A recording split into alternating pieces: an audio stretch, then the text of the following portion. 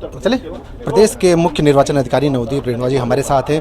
नवदीप जी, आज का जो मतदान चला सेकेंड फेज का, किस तरह का पोलिंग अब तक हुई है? अभी तक 1 बजे तक का फिगर्स हैं हमारे पास, जो 36% के लगभग मतदान हुआ है और सभी जगह शांतिपूर्ण ढंग से मतदान चल रहा है और सुचारू रूप से चल रहा है। जहाँ जहाँ मॉक पोल के दौरान मशीनें ख़राब हुई थी उनको तत्काल बदल दिया गया था। समय से हमारा पोलिंग शुरू हुआ।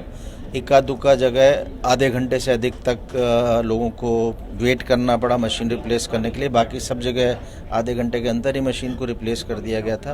कहीं किसी लड़ाई झगड़े की खबर नहीं है, कहीं कोई गंभीर किस्म की शिकायत नहीं किसी अधिकारी के खिलाफ या किसी दूसरी पार्टी के खिलाफ। फर्स्ट फेज में देखा गया था कि जो मतदान था वो कम रहा था, तो आपने क्या इसके लिए अभियान चलाया, किस तरह के प्रयास किया ताकि मतदान अधिक से अधिक हो सके? अभी दूसरे चरण का मतदान, अभी 5 फेज और बाकी है। देखिए, एक तो हमने और जोर दिया था कि जो मतदाता सूचना पर्ची समय से सभी घरों में पहुंच जाए और उसमें हम लोग कामयाब हुए और हमने स्वीप एक्टिविटीज़ भी बढ़ाई थी। काफ़ी जगह हमारे जो प्राइवेट सेक्टर में जो एसोसिएशंस हैं उनकी भी सहायता हुई है। बहुत से लोगों ने डिस्काउंट्स वगैरह ऑफ़र किए हैं फूड जॉइंट्स ने।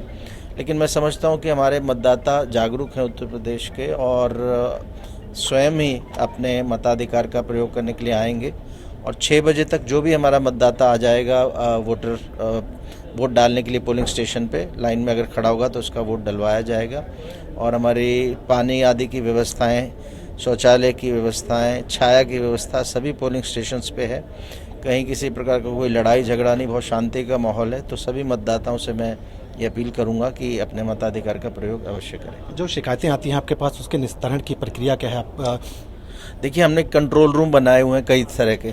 एक तो कम्युनिकेशन कंट्रोल रूम है जो केवल सूचनाओं को समय से प्राप्त करने और भेजने का काम करता है। एक हमारा वेब कास्टिंग का कंट्रोल रूम है जो जिसके सामने हम खड़े हैं, जहाँ से हम लगभग आधे पोलिंग स्टेशंस पे हमारे वीडियो कैमरा है, उसमें हम देख लेते हैं कि वहाँ मतदान कैसा चल रहा है, सुचारू है कि नहीं, मशीन चल रही है कि नहीं।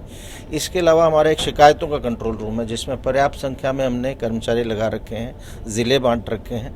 कोई भी शिकायत आती है सीधी ईमेल के थ्रू या कोई टेलीफोन के थ्रू उसको हम तत्काल संबंधित ज़िले के माध्यम से सेक्टर मजिस्ट्रेट तक जाती है, वहाँ से रिपोर्ट वापस आती है। तो हमारा पहले चरण में भी शिकायतें बहुत अधिक नहीं थी और जो भी थी उनका शाम तक निस्तारण हो गया था, कोई गंभीर शिकायत नहीं थी।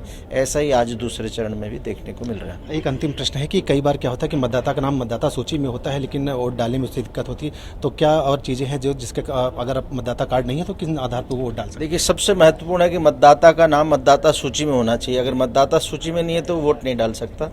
और अगर मतदाता सूची में नाम है तो केवल एक डॉक्यूमेंट चाहिए, फ़ोटो जिस पे लगी हो।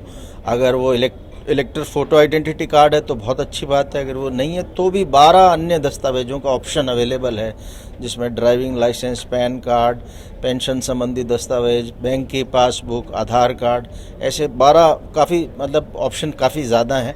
तो मुझे नहीं लगता कि उस ऑप्शंस की कोई कमी होगी। केवल हमारे मतदाता घर से निकले आएँ और उनको स्वागत किया जाएगा बूथ पे और बड़े सहज तरीके से उनका वोट वहाँ